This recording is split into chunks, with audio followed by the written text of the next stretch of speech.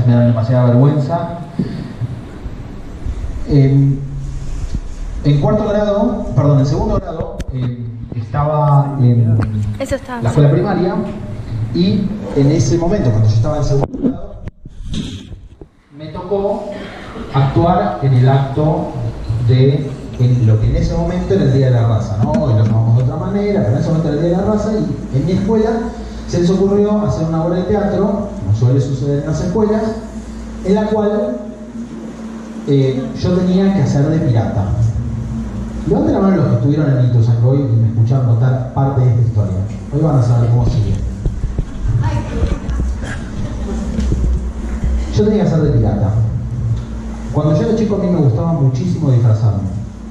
Y a mi mamá le encantaba que yo me disfrace. Entonces teníamos un placar lleno de ropa vieja, de mi mamá, de mi papá, de mis abuelos, con un montón de cosas que habían sobrado de diferentes olas de la moda, que cumplían funciones distintas. Y así un cinturón gigante con una hebilla así de los 80 de mi mamá podía transformarse, por ejemplo, en este caso, en un cinturón pirata, con una hebilla gigante plateada. Entonces mi mamá me dijo, bueno, te tenemos que disfrazar de pirata, a vos te gusta disfrazarte, no podés ser cualquier pirata, tenés que ser un pirata top, cool. La cool no existía en ese momento, pero un pirata con todas las letras.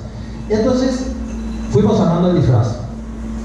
Conseguimos unas medias largas bucaneras con tipo rayas rojas y blancas. Yo la de Boca no me encantó, pero vamos para adelante. Agarramos unos joggings que yo tenía, que ya tenían los pitucones, ¿vieron? Bueno, porque ya el agujero había traspasado el pitucón, así que mi mamá se encargó de cortarlo 3/4, una remera rayada, el cinturón que les conté recién. En mi casa no había armas. Mis papás no me querían comprar armas de juguete, y entonces no había armas. Pues yo era un pirata, necesitaba una espada. Pero mi papá se las había arreglado para contrabandear una espada de las Tortugas Ninja, de una vez que habíamos ido a verlos a el Luna Park, que habían estado y tiraban pizzas al aire, qué sé yo. No sé cómo, yo terminé con una espada de plástico, de Leonardo. Entonces pusimos la espada en la hebilla, en el cinturón de la hebilla, más o menos funcionaba. Me pusieron lo que ahora sé que se llama bandana, en ese momento era un pañuelo. Pero yo tenía una cara de nene fuerte, o sea, era un nene, segundo grado. ¿Cómo hace una madre cuando quiere que su hijo parezca más grande en una obra de teatro del colegio? Me pinta barba de bigote. ¿Y cómo? Corcho, obvio. Por supuesto, corcho. Claro, a mí me encantaba disfrazarme, y esta era una oportunidad para mostrarme distinto. Había que diferenciarse, porque yo era el profesional del disfraz. Entonces mi mamá dijo, ¿sabes qué? Vamos a hacer una cosa, vamos a conseguir bigotes de utilería, de teatro. Yo no sabía ni lo que era, pero vamos para adelante. Entonces, mi mamá, el día anterior al acto, por supuesto, porque estas cosas se hacen el día anterior al acto, ¿no? No se hace con una semana, planificación, nada. O sea, todo el disfraz se termina el minuto último antes de ir a dormir. Entonces mi mamá, tipo 5:30 de la tarde, salió del trabajo y fue a comprarme una bigote de utilería. Llegó al negocio de teatro, de utilería de teatro, y en el escaparate había un montón de cositas, ¿no? Llegó y le dijo, bueno, al vendedor, ¿me podría dar unos bigotes de utilería? Así como bien gruesos, para un pirata malo. El tipo le dijo, señora, no quedaron más. Yo no sé si mi mamá no fue muy original, y a muchos se ocurrió lo mismo, o fue una casualidad, pero eran las 6 de la tarde ya, y todos los negocios cerraban. Y mi mamá se dio cuenta que no iba a conseguir otra casa de utilería en ese momento. Pasaron unas horas, se hizo el día siguiente, y yo me enteré de lo siguiente. Cuando mi mamá fue y le preguntó, y el tipo le dijo que no tenía bigotes, mi mamá le dijo, ¿y eso qué es? Mirando el escaparate. Y el señor le dijo, no, señora, esas son unas cejas. Y mi mamá, sabiendo que no iba a llegar a otro negocio, agarró un par de tijeras e hizo que las cejas se conviertan en unos bigotes.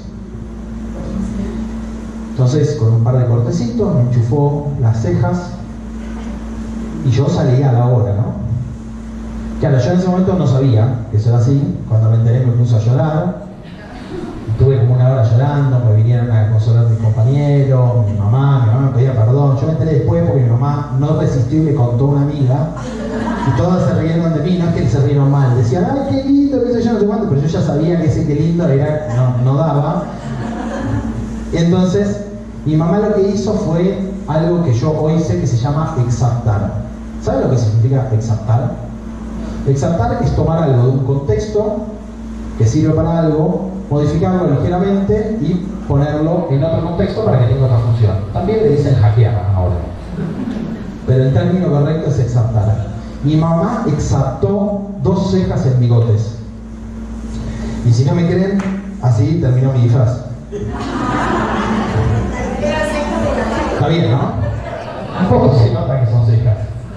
Ahora podemos verlo, ahí está. Esa pistola no sé de dónde la saqué, la pistola de Leonardo. La villa ahí ya no la tenía, no sé por qué. Bueno. Ahora, yo les acabo de contar una historia de cuando era chico que es totalmente cierta, verídica, tienen las pruebas. Pero quiero hablarles específicamente de cómo comunicar ideas. De cómo comunicar ideas que valgan la pena. Yo formo parte del equipo de TEDx Río de la Plata, recién me presentaron, dirijo el programa educativo de TED en Argentina, que se llama Clubes TED. Por acá tenemos algunos que otros docentes que participaron en el pasado. Y una de las cosas en las que nos fuimos volviendo buenos con el tiempo es en ayudar a la gente a que desarrolle y sintetice ideas para después comunicarlas. Una historia personal. Esta historia personal tiene algunas características, no es cualquier historia ni la elegí por cualquier razón. Algunas características que tienen son estas. Es una historia sola. Pueden ser 2 entrelazadas, puede ser, pero es una historia sola. No está ligada con 5 historias más. Y es muy importante eso, porque en general cuando uno cuenta historias suele como meter muchas historias en la misma historia, y yo en este caso elegí una sola historia. Lo segundo que hice fue contarla en primera persona. Es una historia mía. Si no fuera una historia mía, hay muchas maneras de volverla en primera persona. Por ejemplo, cuando yo me enteré de una historia que me contaron. Pero esta historia que yo elegí es una historia que es en primera persona.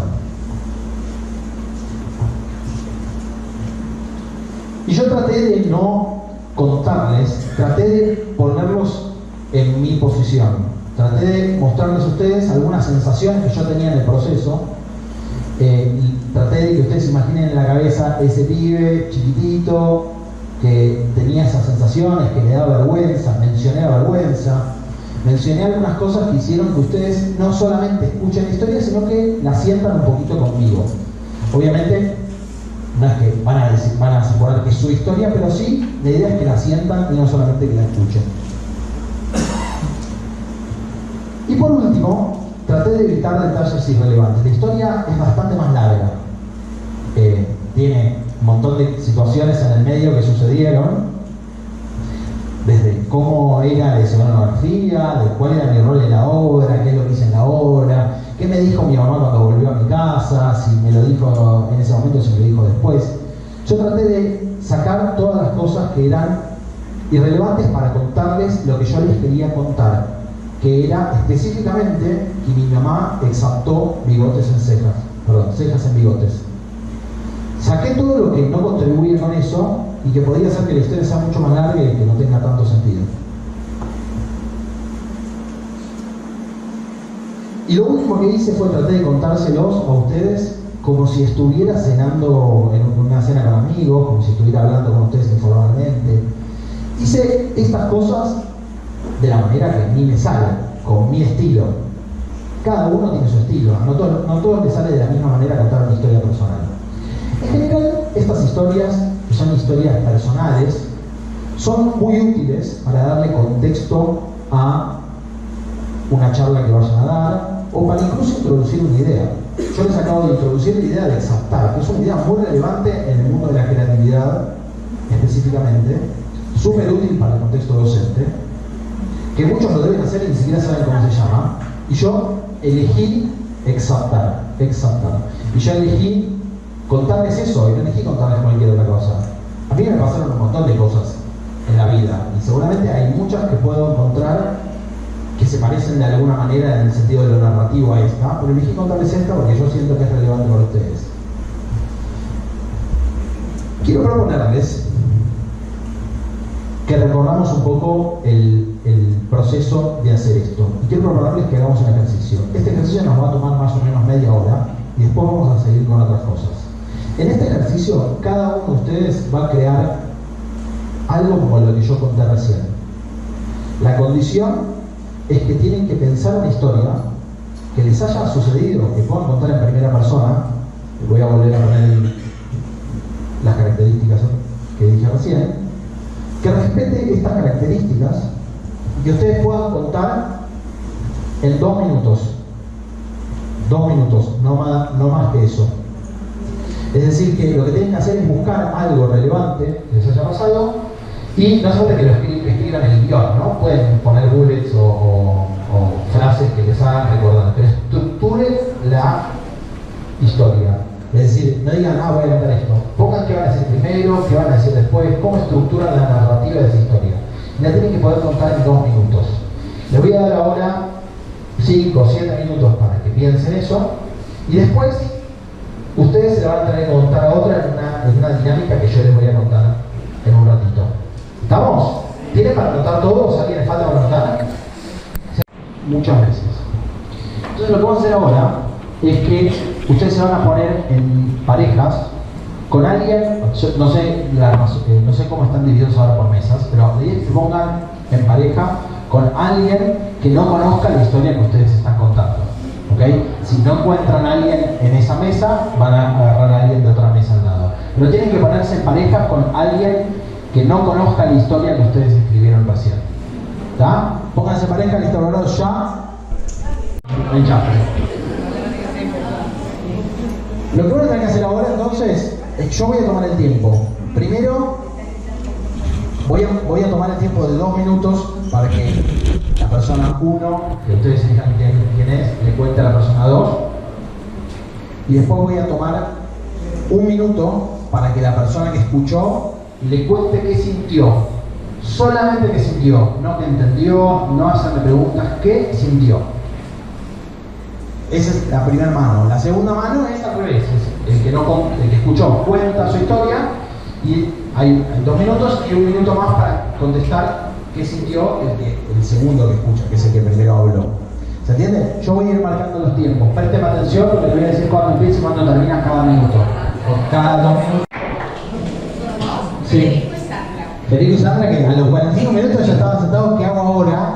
No fue lo que le pasó a ninguno de los demás que estaban parloteando. Un aplauso para ellos.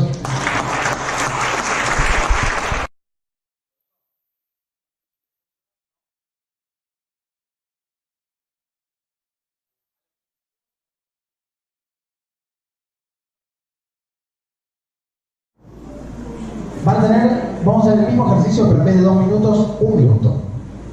Por cada uno.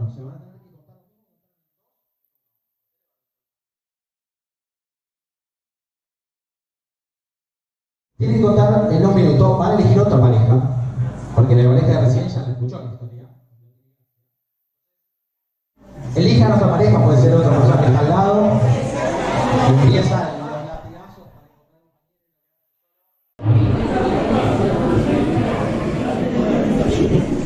¿Cómo les fue en 1 minuto?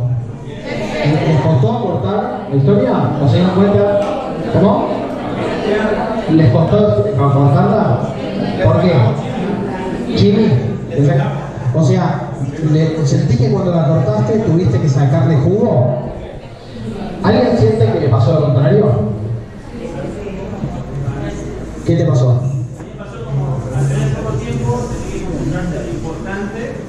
Y también eso que yo decía, como contar con una cena de amigos, hacer poco tiempo te sale como algo más espontáneo y no lo que está tanto difícil, como sale más natural. Sí,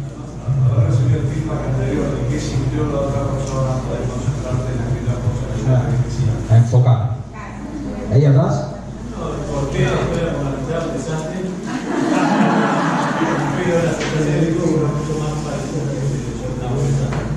Claro. Hay dos cosas que están mezcladas, sí. A mí me ayudó a rescatar detalles. Detalles que no hacían falta. Hay dos fenómenos. Claro, el primero que ya lo hiciste antes, ya sabes que funciona y que no funciona. La segunda es que la limitación de tiempo es una limitación, pero es una oportunidad para concentrarte, como decían recién, en lo que querés explicar, lo que querés que hacer sentir. Vamos a hacer una ronda más de 30 segundos, pero para esta ronda, antes de que se vuelvan a poner en parejas, para esta ronda les voy a dar un minuto para que reestructuren la historia, de manera tal que la puedan contar en esos 30 segundos. ¿Ok? Tienen un minuto para pensar, un minuto y medio, para pensar cómo van a reestructurar la historia. Mejor que un minuto. Creo que a veces tener menos tiempo te ayuda a priorizar. La limitación te ayuda. Tener la restricción del tiempo, que es una variable relevante en el contexto de TED, de las charlas TED, siempre te ayuda a limitar y a poder enfocar. Las charlas TED tienen en general una idea, y todos los contenidos que están metidos en esa charla, todas las historias, los recursos, las argumentaciones, las imágenes, tienen que estar al servicio de contar esa idea. Este ejercicio sirve en parte para poder, en este caso con emociones, condensar algo muy chiquitito, qué emoción queremos que se sienta, e ir perfeccionando eso. Para lo cual les voy a pedir un último ejercicio, no se van a tener que mover más, que es que escriban una oración de no más de 2 renglones. Decían 140 caracteres, pero es un lío Juan Carlos. En una oración de no más de 2 renglones, resuman lo que acaban de contarle a sus compañeros. Atrás. Espectacular, ¿eh? Yo quiero saber todo lo que pasó ahí. Espectacular. Sí. A los 6 años entendí lo que era el no y que podía revelarme. Dios. Vamos a ver. No pude estar en el nacimiento de mi hija, pero lo importante es que mi mujer estuvo acompañada.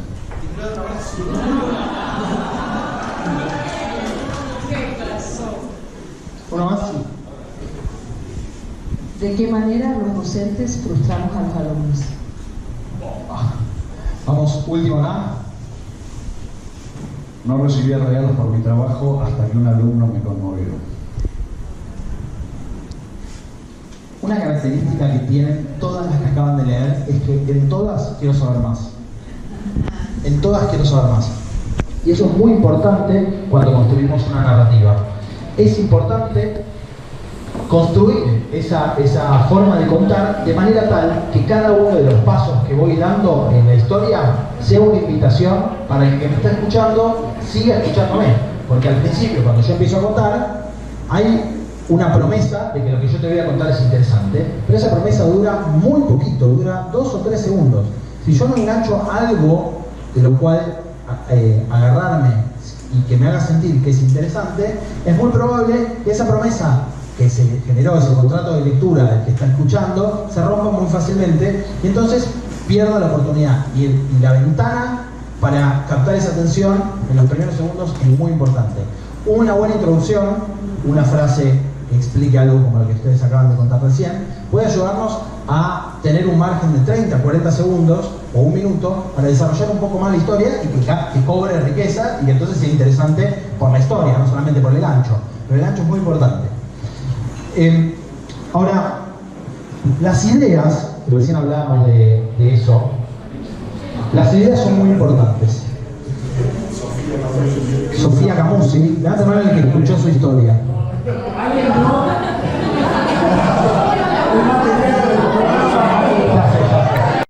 La vas a escuchar en el futuro, no se preocupen, no voy a contar nada de... No voy a hacer spoiler. Cuando Sofi llegó a... se presentó en una audición de las que hacemos nosotros. Nosotros tenemos muchas maneras de encontrar oradores. Hay una en la que abrimos como una especie de audición donde se pueden venir los chicos, o los chicos, digamos, puede cualquiera venir a contar una idea que se imagina contar. Nosotros lo que buscamos en ese contexto no es que nos cuenten una idea resuelta o que nos cuenten una charla lista para el escenario. De hecho, es muy raro que pase eso. Nos debe haber pasado 2 veces. Una es con una persona que conocen y la otra me imagino que también. La primera, Silvana Corso, que llegó, tenía una historia espectacular. Hubo que correr algunas cosas, que acomodar, pero la historia de contar primera vez estaba impresionante y trabajamos sobre eso. Pero Sofi no fue el caso. Sofi llegó y lo que nosotros buscamos en esos casos es algo que nos haga pensar que la podemos ayudar en el proceso a que al final haya una charla. Y una charla está compuesta de narrativa, es decir, que pueda atravesar un proceso con herramientas como las que les acabo de mostrar a ustedes, pero digamos con otras herramientas más y un proceso largo, pero que también aparezca una idea, que haya el embrión de una idea. La idea no necesariamente va a aparecer al principio del proceso, pero tenemos que pensar, tenemos que suponer que después de un proceso va a haber una idea. Y en general las ideas son un problema, porque cada uno piensa que son otra cosa. Yo les voy a anotar algunas ideas y después les voy a decir qué es lo que yo creo que es una idea para este contexto. Sí. Decir que hace mucho, por lo menos del equipo de PBA que usamos esta charla, nos parece que es demasiado actuada. Puede ser. Pues,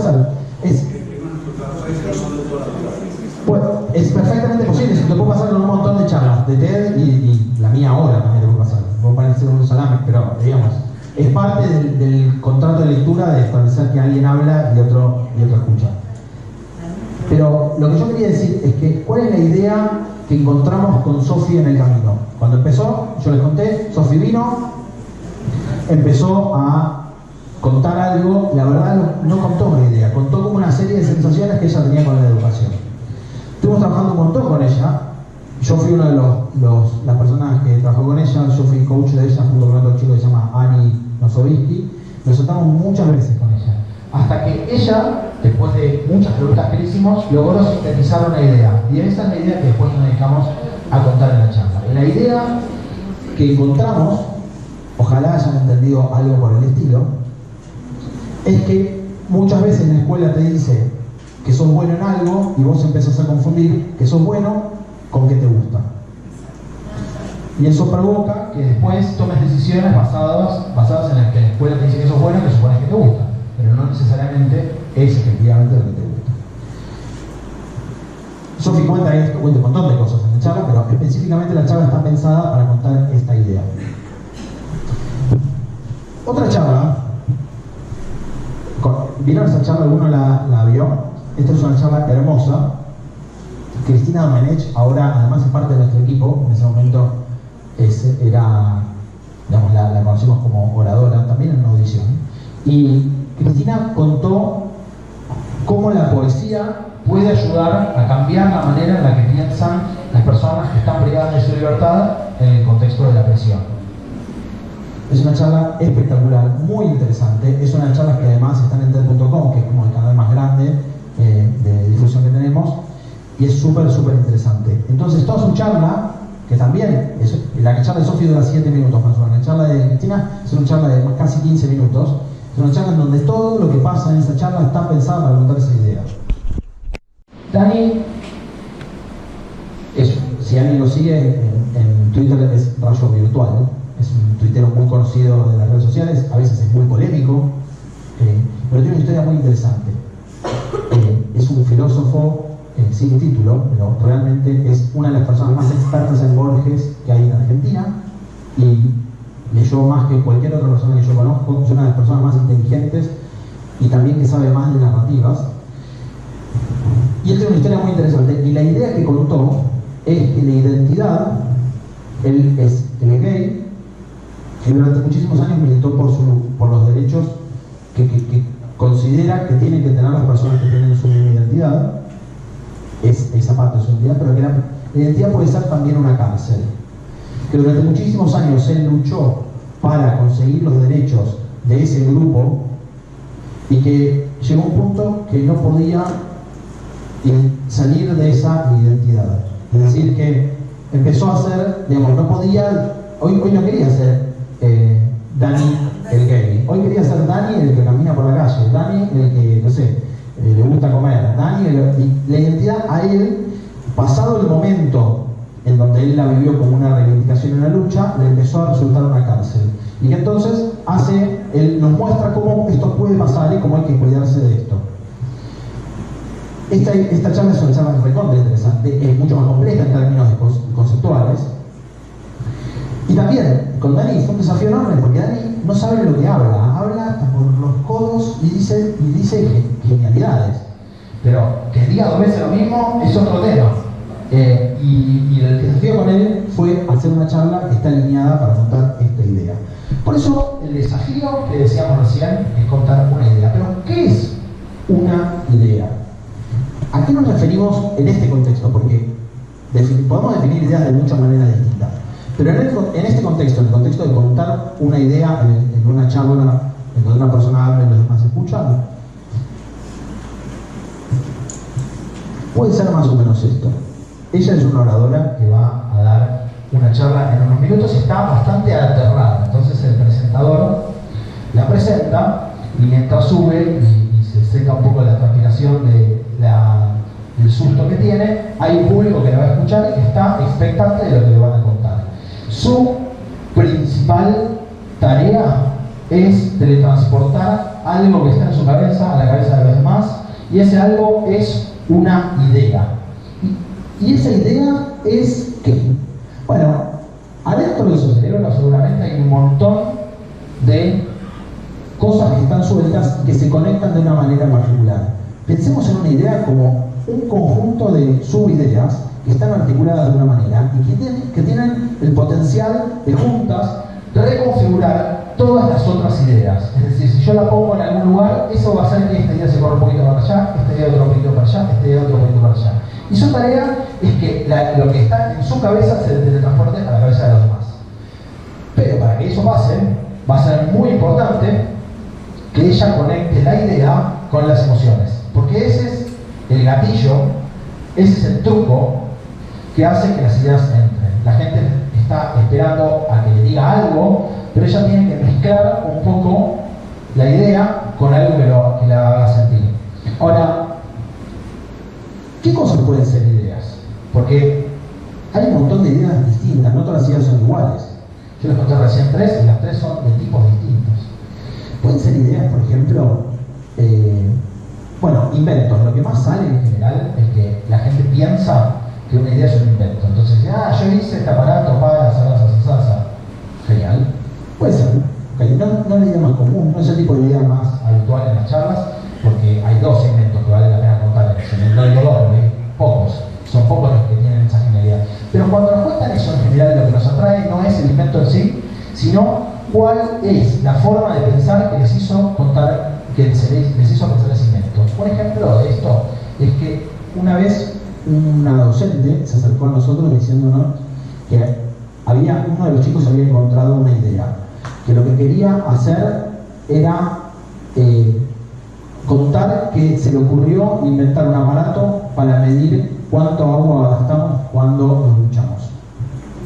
Nuestra respuesta, como quienes lo acompañamos a esa docente para transformarse en una coach de oradores, fue, ojo, porque puede que la idea no esté ahí.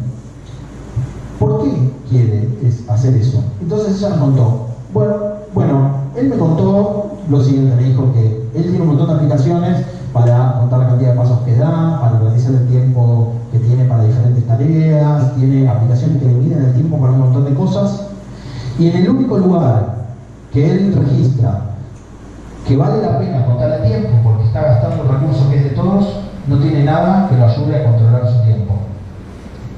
Ok, esa es la idea.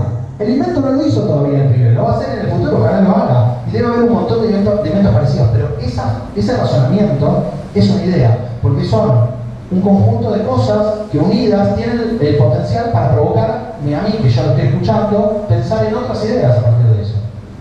Eso puede ser una idea. Ahora, otro tipo de idea bastante común es contar un proceso. Hay veces que los procesos, por la forma que tienen y cómo se desarrollan, son en sí mismos ideas.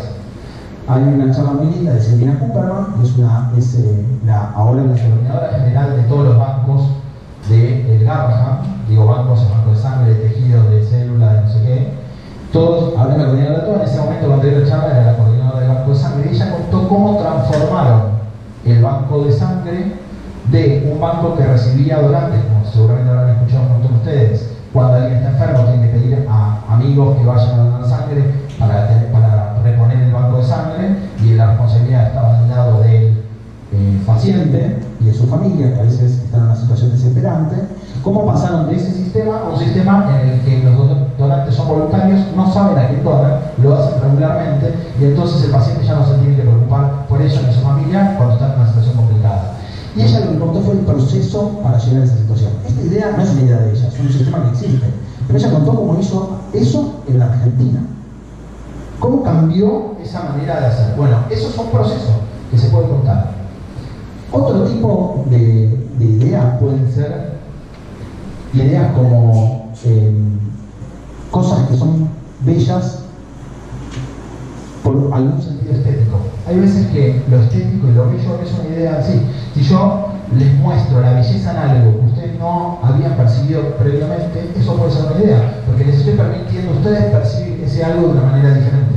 Entonces, si yo les cuento, como hizo una oradora del año pasado, la belleza que hay en las polillas, a ustedes les va a permitir acercarse a las polillas de otra manera. Y yo les conté antes la de mi mamá, y les conté una observación sobre una situación cotidiana. Y estas son las más posibles de hacer, porque todos estamos observando lo que pasa todos los días. Y entonces lo que hace falta es dedicarse un rato a darle la vuelta de tuerca para mostrar algo que todos vemos todos los días de una manera diferente. Y hay un montón, así como la que les acabo de contar recién, hay un montón de tipos de ideas. Pero fíjense que el denominador común es aquello que yo les puedo contar y que tiene el potencial de cambiar la manera en la que se organizan sus otras ideas. ¿Ok? Bueno, ahora, no es suficiente que haya una idea para que haya una charla. Para que haya una charla, también es necesario contestar algunas preguntas. ¿Por qué te importa a vos? Es una muy importante. Porque si para vos no es relevante, ¿por qué la contarías? Y esto parece una obviedad, pero no es para nada obvio. Yo me encuentro muchas veces contando cosas que no las pensé previamente y que si después me fijo, para ir para la oportunidad de contar otra cosa más relevante o importante. Una segunda importante es ¿por qué debería importarles a los demás? Bien, yo voy a ser muy sincero y directo. No todas las ideas merecen la atención de todos. Y hay cosas que a mí me pueden encantar, pero que no necesariamente son relevantes para el resto. Y a veces uno se engancha mucho con una idea y te das cuenta que eso no quiere decir que no enganche, puede enganchar, pero eso no quiere decir que sea relevante. Tiene que ser relevante a lo que se nos voy a contar. Si yo no encuentro una buena razón por la cual el que me está escuchando tiene que escucharme, contar esta idea, entonces no tiene sentido que la cuente. Y además me va a ser mucho más difícil, porque no voy a poder apelar a un montón de situaciones que pasan cuando la persona tiene algún interés particular en lo que yo le estoy contando.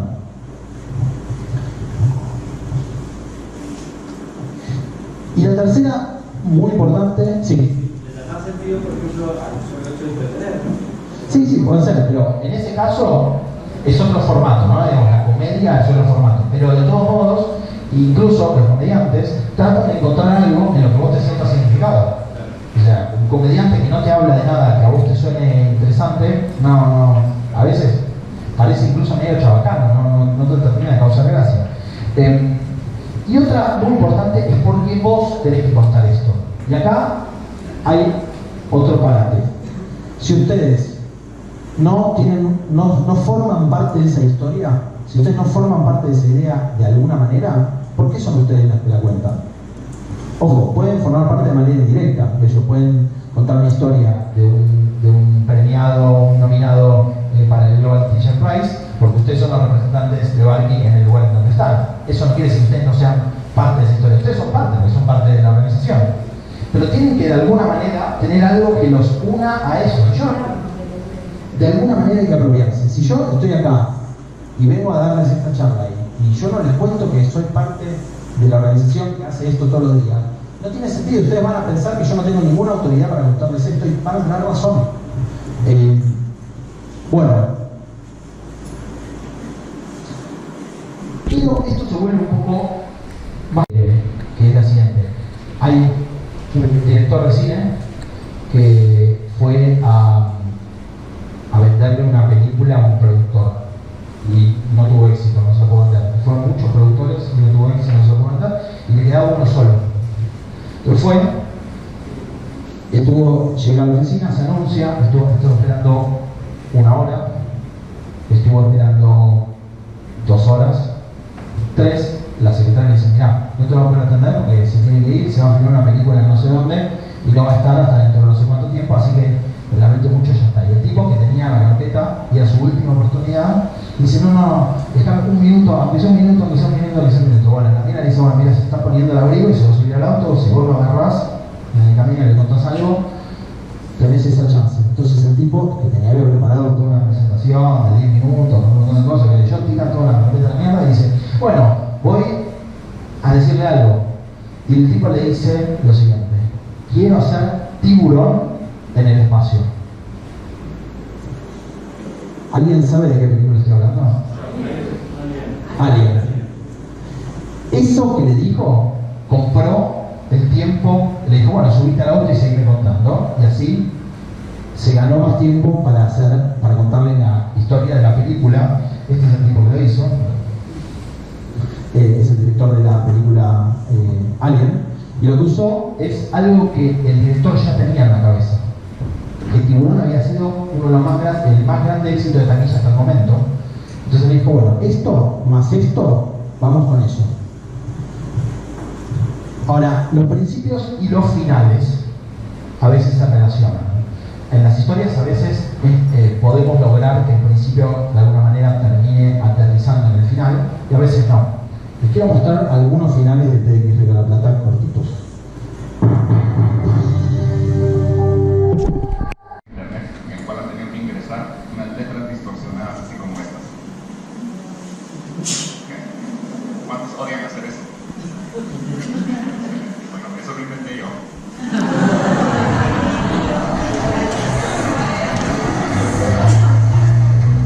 Contó un invento, pero no empezó diciendo eso. Los primeros 12 meses de vida enseñándole a un chico a hablar y a caminar. Y los siguientes 12 años espera que se quede quieto y callado. Lo cual es rarísimo, ¿no? O sea, uno ya de entrada tiene un mensaje enloquecedor. Les está diciendo a los chicos, quiero que vos aprendas esto, quiero que vos hagas esto, quiero que vos te integres con esto, pero en realidad no quiero que hagas nada de todo eso. Una amiga mía que vivía en el extranjero se levantó de su casa un sábado, se fue a la cocina y se hizo un café y después se acercó a la mesa para desayunar y prendió su computadora. Estaba viendo el mail, había ido a ver a una médica unos días antes porque se sentía mal y se encuentra un mail en la médica, lo abre, el mail tenía solamente 2 renglones y decía lo siguiente: recibí tus laboratorios, tenés una enfermedad terminal. Me voy de vacaciones hasta el martes. Llamame después. Para mi presentación voy a utilizar un dispositivo que es propio de mi oficio. No usa cables, no usa pilas, no se conecta a internet. No tengan miedo, no es peligroso. De hecho me autorizaron para hacer esto.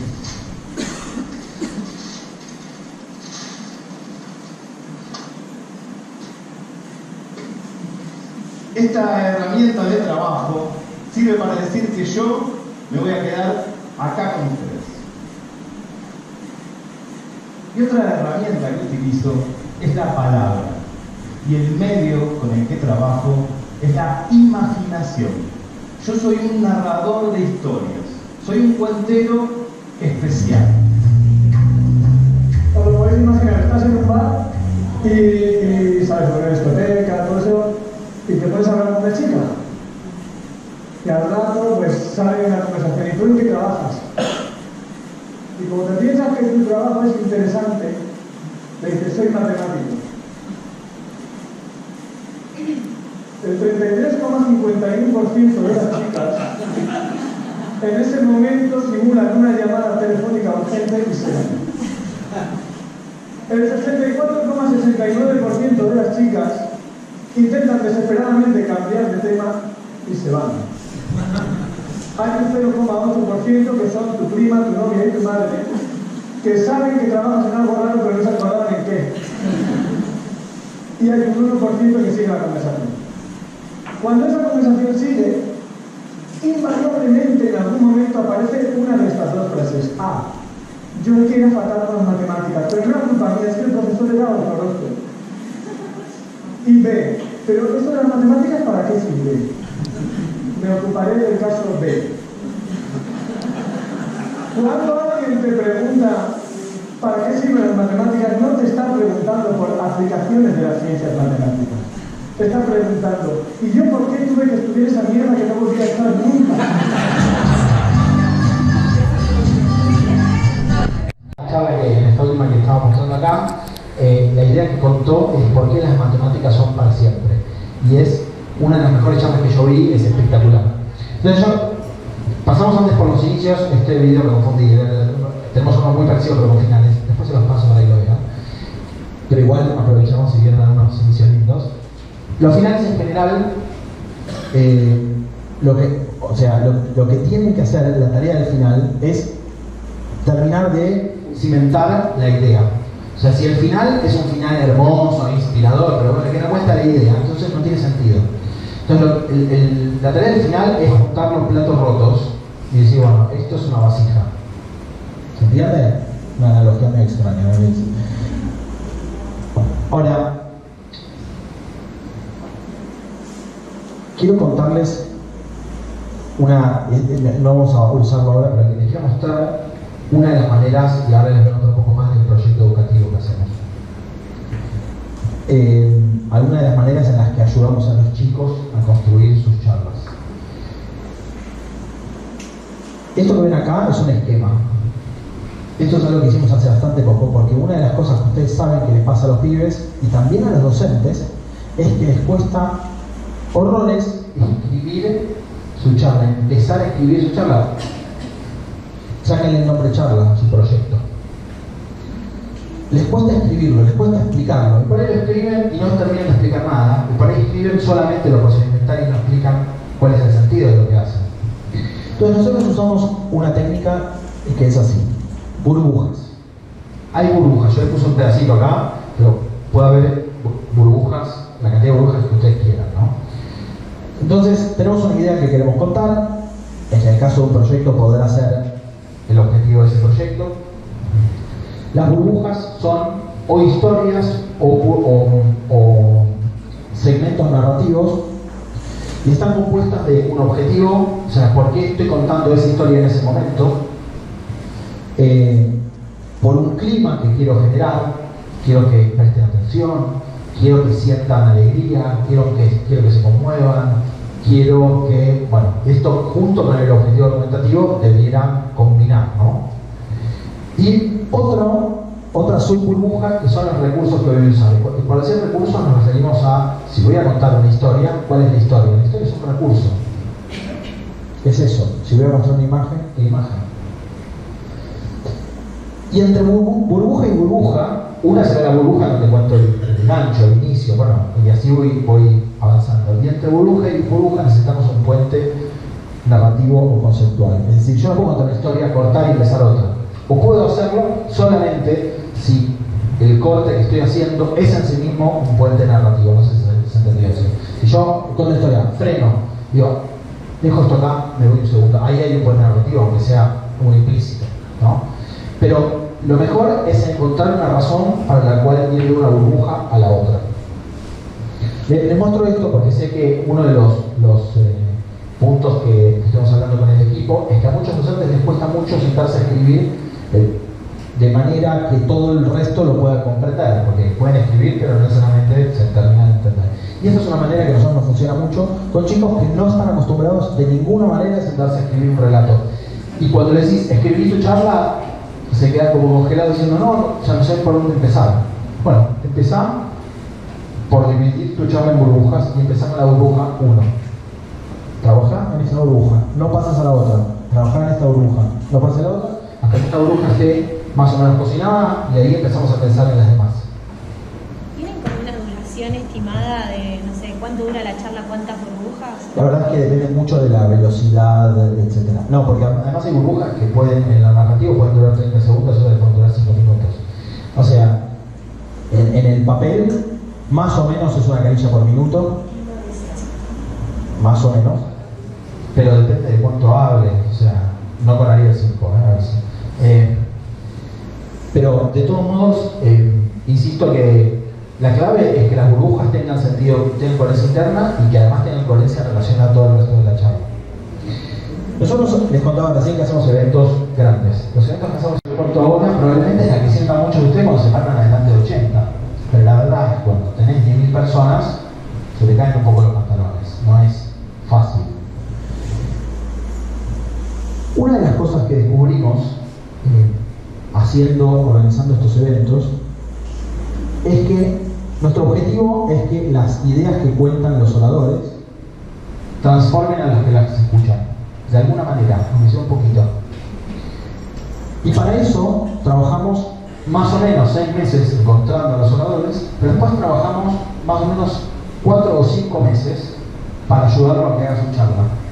La charla que ustedes ven en el video o en el escenario tiene más o menos entre 4 y 5 meses de trabajo. Es un montón. Son más o menos entre 10 y 15 encuentros individuales con cada orador. Es muchísimo trabajo. Es decir que hay una característica que tienen que tener los oradores que elegimos, que es que tengan muchísimas ganas de dar su charla. Y si no, ¿quién se banca 15 encuentros? Porque nosotros no les pagamos a los oradores, son todos voluntarios. Vienen acá porque quieren contar algo. Entonces tienen que estar contando algo que los movilice, que los apasione, que les dé la energía que necesitan para llegar al final del proceso. Y cuando, después de varios años, empezamos a desarrollar técnicas como las que yo les acabo de mostrar a ustedes para acompañarlos, algunas en instancias individuales y en otras grupales, con todo el grupo de oradores de ese evento, nos dimos cuenta que estaba pasando algo que no esperábamos cuando empezamos. Al final de los eventos, quienes se acercaban a nosotros y nos decían que se sintieron más transformados eran los mismos oradores.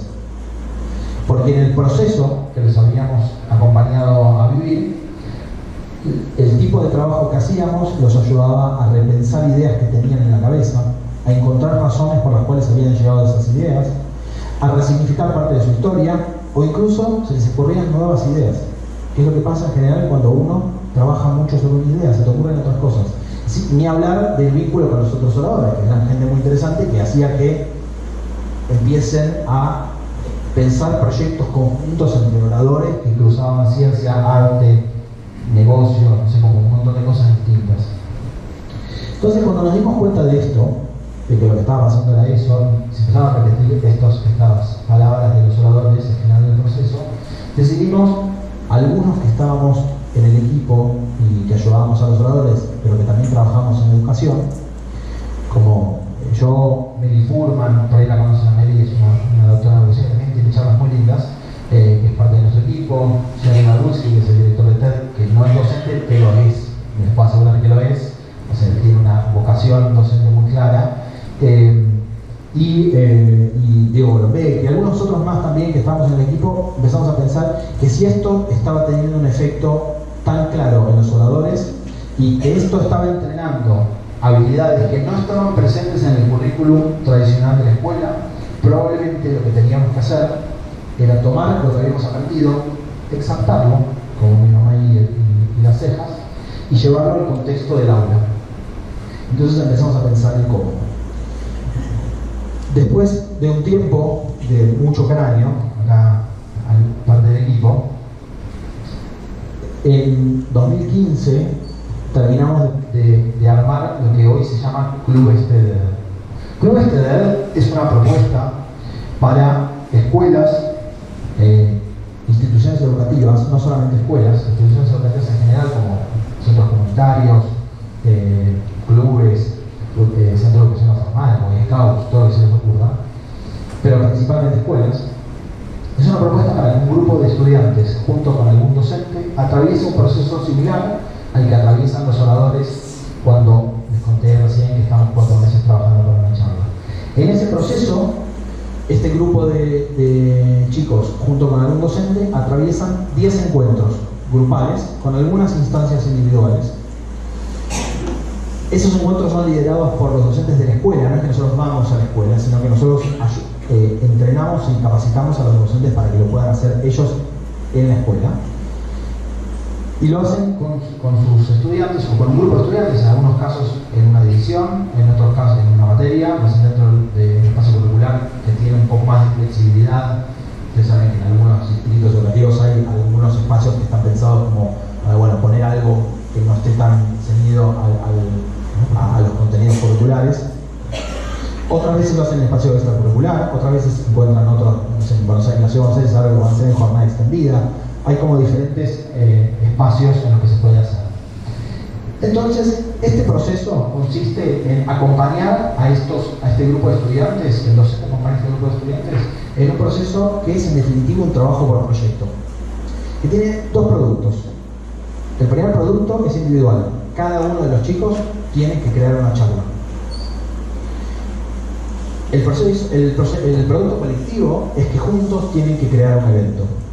Entonces, al final de estos 10 encuentros, se va a hacer un evento dentro de la escuela, que puede ser en un aula, en un salón de actos, puede ser en donde quieran, dentro de la escuela o en el lugar que uno siga, y puede ser súper low cost o hiper producido, en todo el espectro que se les ocurra. Hay eventos que se usan en aulas y otros, como les decía recién, en auditorios, con una superproducción, cámara.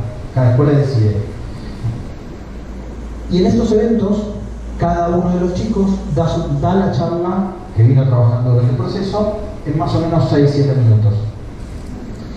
Para hacer esto, el proceso está dividido en 3 etapas. El proceso está dividido en 3 etapas. Hay una primera etapa de 3 encuentros, que nosotros llamamos inspiración, porque el proceso, como dije recién, funciona si y solo si cada uno de los chicos encontró algo que lo movilice y lo apasiona. Si no, los pibes no llegan al final. Entonces, la primera etapa se trata de esto, de encontrar algo que te movilice y que te apasione. Y para eso hacemos un montón de cosas. La primera es que les proponemos, con algunas técnicas más de design thinking, hacer un mapa de las cosas que les interesan, que los movilizan y que les apasionan.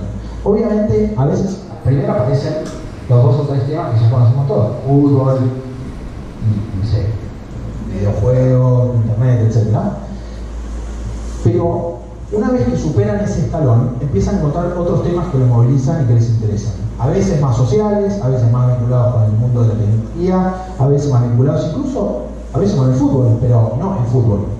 Algo que les interese y que los apasiona y los moviliza.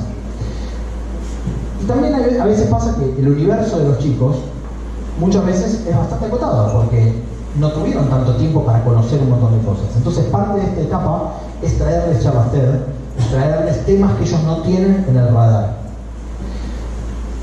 Esta primera etapa de 3 encuentros culmina con ese mapa y con los chicos decidiendo: voy a sumergirme en este tema. La segunda etapa es construcción. Es una etapa en donde hay que tomar el tema que eligieron y transformarlo en una idea. De eso hablamos un rato hoy.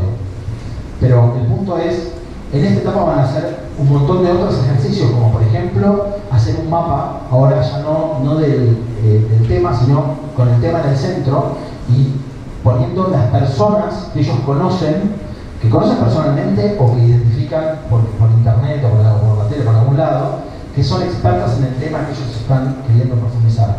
Y entonces el desafío es ir a buscarlos, y a veces es el jardinero, y a veces es el bibliotecario, en el primer círculo, y el segundo círculo, el primer círculo es personas que conoces de tu comunidad más cercana, el segundo círculo es de tu ciudad, de tu pueblo, y a veces es, no sé, el especialista en eso del pueblo, y a veces, y el tercer círculo es del mundo, y del mundo implica del mundo, y el mundo a veces es una persona que está en otra ciudad que yo no conozco, pero que si le mando un mensaje, le mando un mail, o le escribo un tweet o un Instagram o lo que fuera, me puede responder y puedo tener una charla un rato con esa persona que me va a abrir el horizonte sobre este tema.